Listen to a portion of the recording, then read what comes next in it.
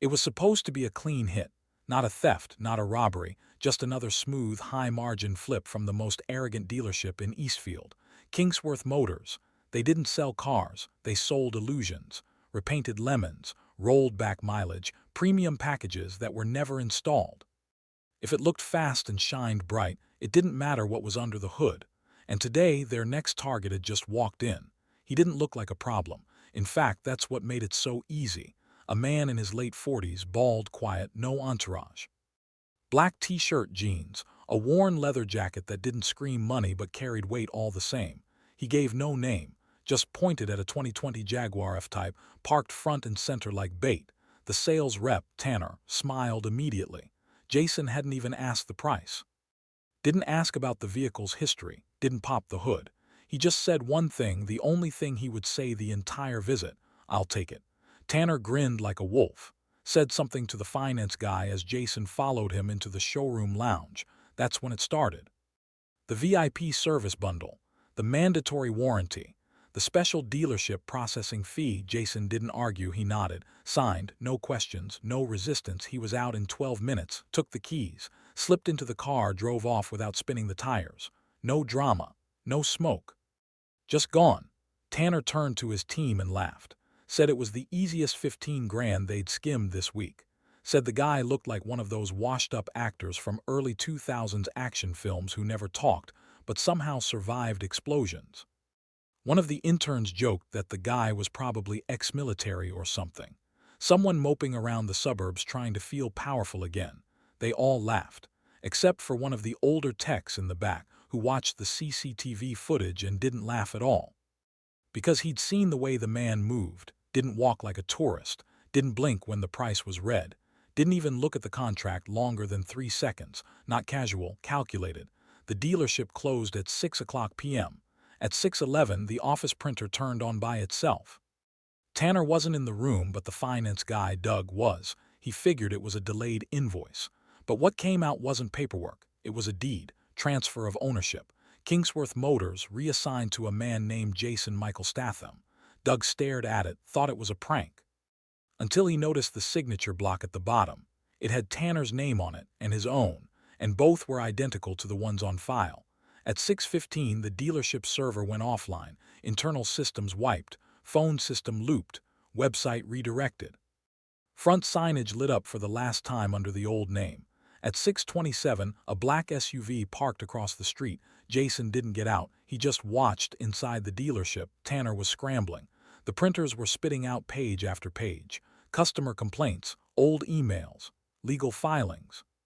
All of it timed and preloaded, like someone had planned the whole thing in advance, like someone knew exactly how long it would take for them to gloat before they realized. Jason's phone vibrated once, a notification from a secure line, transfer complete. He didn't smile, didn't move. Just stared through the windshield at the building across from him. The same building that used to scan IDs and inflate prices and prey on people too polite to fight back. Now it belonged to him, and they had no idea what was coming next. But let's rewind.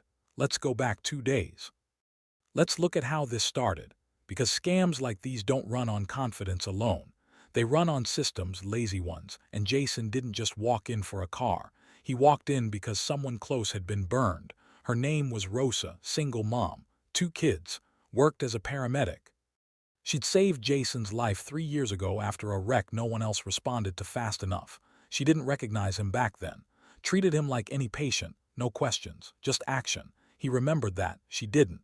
But 2 days ago, her 10-year-old Toyota blew its transmission. So she walked into Kingsworth Motors with her savings. She walked out with a smile, until the brakes failed on a hill the next morning. Turns out the car hadn't been serviced. Turns out the contract she signed had a hidden clause that voided all warranty claims if she altered the car, which they argued she had, just by installing a child seat bracket. She called. They ignored. She begged. They mocked. She cried. Jason heard and said nothing. Just asked for the dealership's name.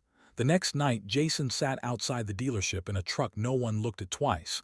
He watched until they closed, then walked the perimeter, counted cameras, clocked the guard, spotted the back panel near the electrical feed that wasn't sealed properly.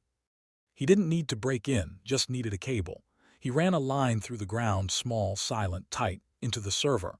Let it sit overnight. He didn't hack their system. He replaced it. The next morning, Jason walked in, ordered the car, signed the contract. And in that moment, Tanner thought he'd scored a fool. But what he didn't realize was that Jason had replaced every document in the system the night before. They didn't sell him a car. They signed over their business. At 8:01 p.m., a new sign began to light up above the dealership: Statham Performance and Justice Group. Inside, Tanner screamed into a dead phone line. Outside, Jason leaned back in the SUV and waited, because this wasn't over. Not until the ones they scammed got what they were owed. Not until every trick they used became a lesson they'd never forget. The dealership staff arrived at 8:52 a.m., same as every day. Tanner pulled up in his matte black Audi, fresh haircut, mirrored sunglasses. He didn't even notice the new signage above the door until after he killed the engine. Statham Performance and Justice Group. He stared at it, laughed out loud, called Doug, the finance guy, before he even stepped inside, told him someone must have pulled a prank overnight. But Doug's voice on the other end wasn't laughing. It was shaking. He said the locks had been changed, that their computers were wiped, that something was wrong, really wrong. Tanner told him to shut up and open the door. Doug told him he couldn't. There was a new security guard, and he wasn't letting anyone in. Tanner hung up and stormed across the parking lot. There he was, a man in black cargo pants, standing like a statue in front of the glass doors. Tanner asked who hired him. The man didn't blink, said he worked for the owner. Tanner scoffed and said, "I am the owner." That's when the door opened behind the guard and Jason stepped out. He didn't say a word, didn't raise his voice, just held out a file. Tanner hesitated. Jason stepped closer, not aggressive, just deliberate. Tanner grabbed the folder and flipped it open. Transfer of ownership signed, stamped, dated, with his own name on the contract. Tanner said it was fake, said he never signed that. Jason didn't argue. He just nodded to the security guard and the door closed in Tanner's face. Inside, Doug stood behind the reception desk, pale and sweating. Every terminal was replaced, every paper file gone. A new server had been installed overnight. He tried to access the dealership email. It redirected, not to Jason, to every person they'd scammed. A mass email had been sent that morning, complete with scanned documents, forged warranty policies, and call logs that were supposed to be private. Jason hadn't just bought the building. He'd taken the story and flipped it. By 10:15 a.m., Rosa pulled into the lot in her rusted backup car. She stepped out and stared at the building, still in disbelief after receiving the email. A man had reached out the night before and told her not to worry. She hadn't understood then. Now she saw it. Jason met her outside, walked her in personally, showed her the new paperwork. He handed her the title to the Jaguar she was sold weeks ago, restored, upgraded, registered in her name, free and clear. She started to speak. Jason stopped her with a single shake of the head. It wasn't a favor, it was justice. Meanwhile, Tanner called every lawyer he knew. All of them said the same thing. If the signature matched, and it did, the deal was legally binding. Jason hadn't forged it. He'd recorded the original transaction and replaced the file before it ever left the system, which meant they'd given him the dealership voluntarily. At noon, Jason held a staff meeting. Only 3 employees showed up. 2 service techs and the receptionist, Mia. Everyone else either quit by text or was still standing outside trying to make sense of the collapse. Jason told the 3 that they had 2 choices: walk or stay and help fix everything that had been broken. The receptionist asked him what he meant. He handed her a list: 72 names, customers scammed, families misled, contracts that weren't just predatory but fraudulent. He said they had 72 people to contact, 72 apologies to deliver, 72 vehicles to repair or replace. Mia asked why he was doing this. Jason looked at her, not with anger, with purpose, and told her the truth. Because when people make money off pain, someone has to balance the scale. That afternoon, one of the former service guys, the quiet one from before, returned. He didn't say much, just asked where to start. Jason handed him a clipboard and said, "With the ones you remember." Tanner finally barged in through the front door at 3:06 p.m. This time he had a lawyer. A tall man in a wrinkled suit who smelled like desperation and last-minute retainers. He stormed up to the front desk and demanded to speak to the owner. Mia pointed silently to the office. They stepped in like they were walking into a courtroom. Jason stood behind the desk, calm. The lawyer waved paperwork in his face. Jason slid a hard drive across the desk, said it contained full footage of the original transaction. Tanner laughed, until the screen behind Jason turned on, and the video played, Jason standing at the desk, Tanner adding fees. Jason signing with the stylus, and then, Jason leaning on the counter for precisely 6 seconds while the screen flickered. That flicker, it wasn't a glitch, it was an upload in real time. Jason had replaced the contract as it was being created. The signature was real, but the document, Jason's own, uploaded through the dealership's own tablet. The lawyer stopped talking. Tanner's hands dropped to his sides.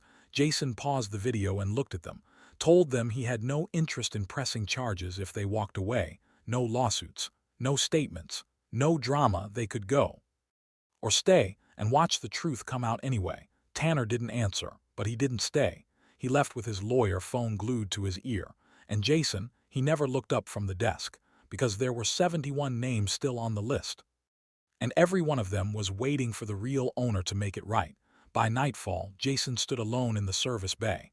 The lights dimmed, the workbenches cleared. He wasn't there to celebrate.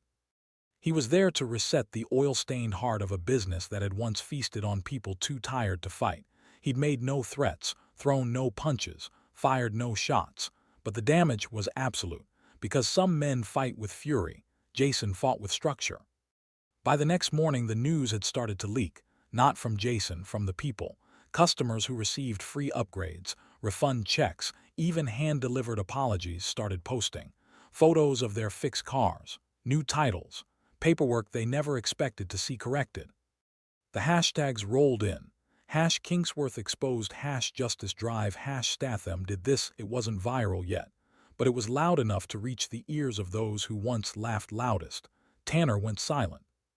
After being escorted off the property, he hadn't posted, hadn't emailed, hadn't even returned calls from his team. But someone else did, Derek Vale, the real brains behind Kingsworth scam network. He wasn't the face, he was the backend title forger, paperwork ghost, VIN scrubber. The guy who taught everyone else how to slide invisible fees into blank spots without triggering red flags. He didn't show up on contracts, but every illegal payout had passed through his hands. And when Jason took over, Derek didn't panic, he observed. He didn't care about the building. He cared about his connections, banks, buyers, hidden assets. If Jason had cut into that, then he'd retaliate. And Jason knew that's exactly what he was thinking. At 9:42 a.m., Mia answered a call from a blocked number. A voice asked for Jason, didn't give a name, didn't threaten.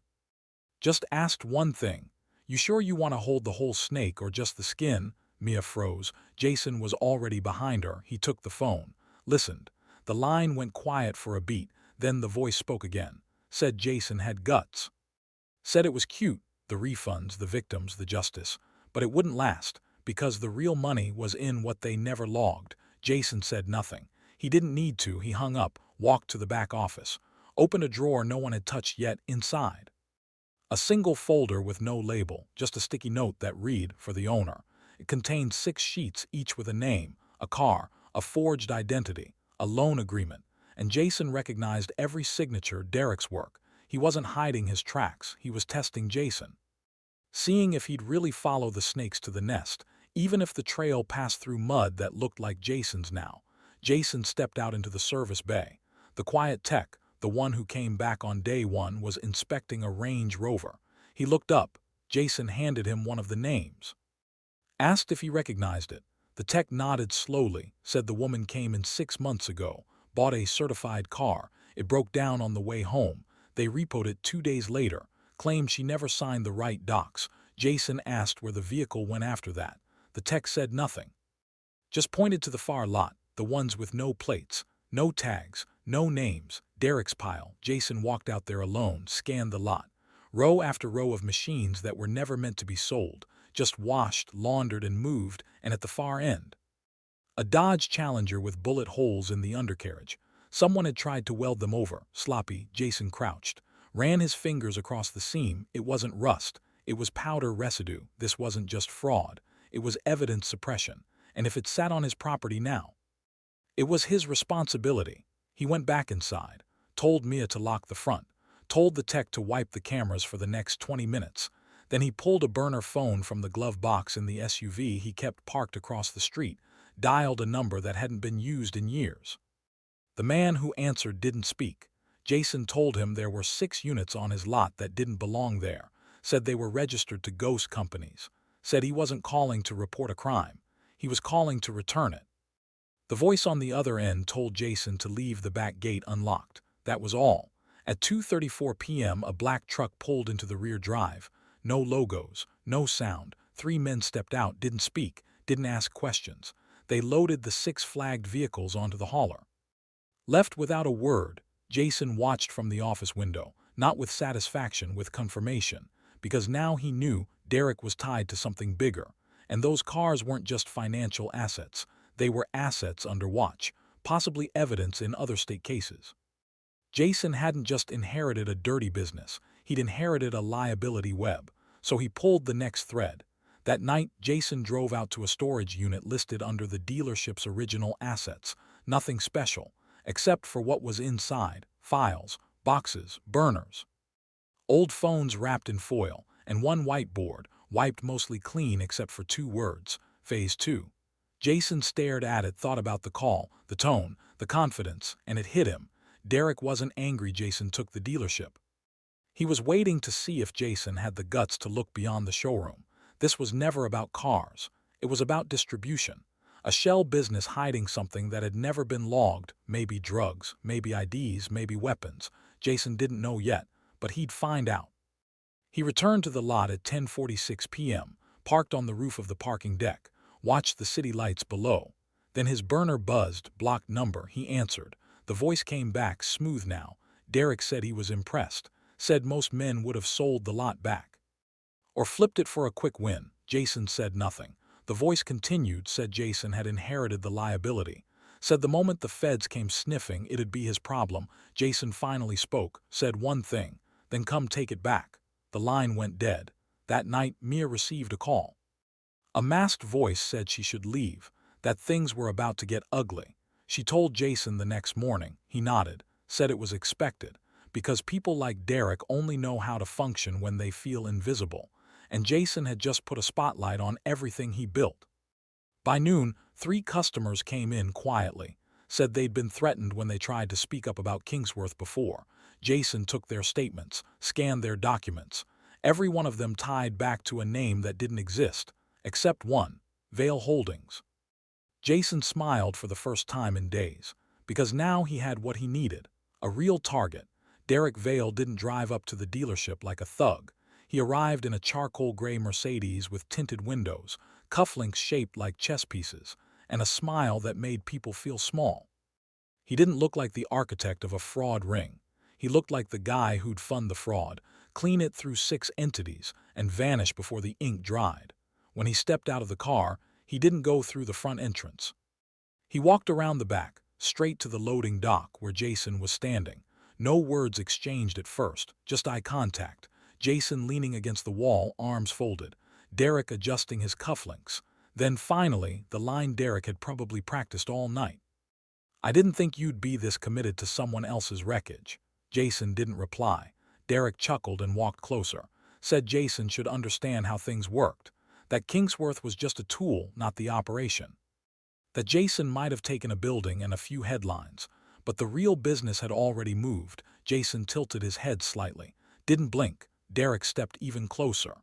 "So here's your one chance to walk away with your pride intact. Sell it back. Burn the paper trail. And I won't erase your face from the street." Jason looked past him to the parking lot, where 3 men had exited SUVs and were now pretending to browse nearby cars, not customers, not employees, cleaners. Derek was baiting a confrontation, trying to scare Jason into flinching.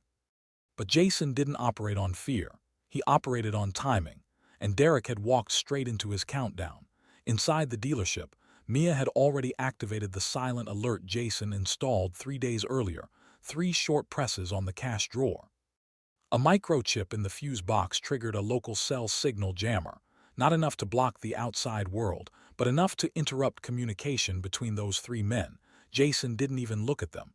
He looked Derek in the eyes and said one thing: "You brought less than you need." At that moment, the office lights dimmed, then flickered back on. Not a blackout, a signal. Derek turned, confused. That's when one of his men realized his comms weren't working. The second one looked up and saw the security cameras rotating toward them. And the third.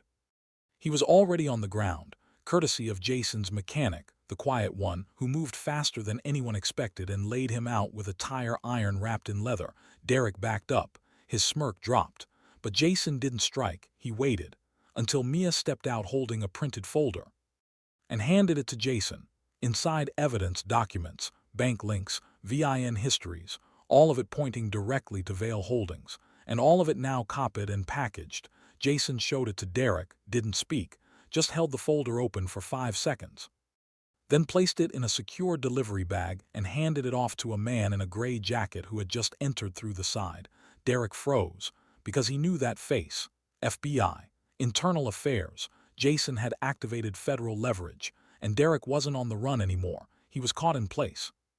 Derek started to speak, tried to regain control. Jason stepped forward, slow and cold. No raised fists, no shouting, just words that landed harder than any punch. You didn't build a business. You built a maze, and I just walked straight through it. The agents didn't cuff Derek right away. They let him watch, as one by one the 3 men from his subs were sat down and questioned by people who hadn't worn badges but had authorization. This wasn't a takedown. It was a surgical breach, the kind Jason specialized in. And Derek, he wasn't the architect anymore. He was just an exposed node. Over the next hour, Jason walked the agents through the digital trail. He didn't need a computer. It was all in his head. The loans, the forged titles, the ghost buyers, and the storage units full of undocumented cars, already emptied, cleared and traced back to laundering hubs run under Derek's offshore accounts. Jason didn't just flip the dealership. He flipped the entire structure, from inside. As the final report was signed, Derek looked across the room.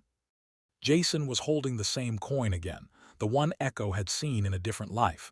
Derek asked him, low, bitter, what the coin meant. Jason looked at him and said, wait, history, things you can't fake, then turned and walked out. Later that day, Mia found Jason alone in the service bay again. He was tightening bolts on a donated Mustang meant for a local nonprofit.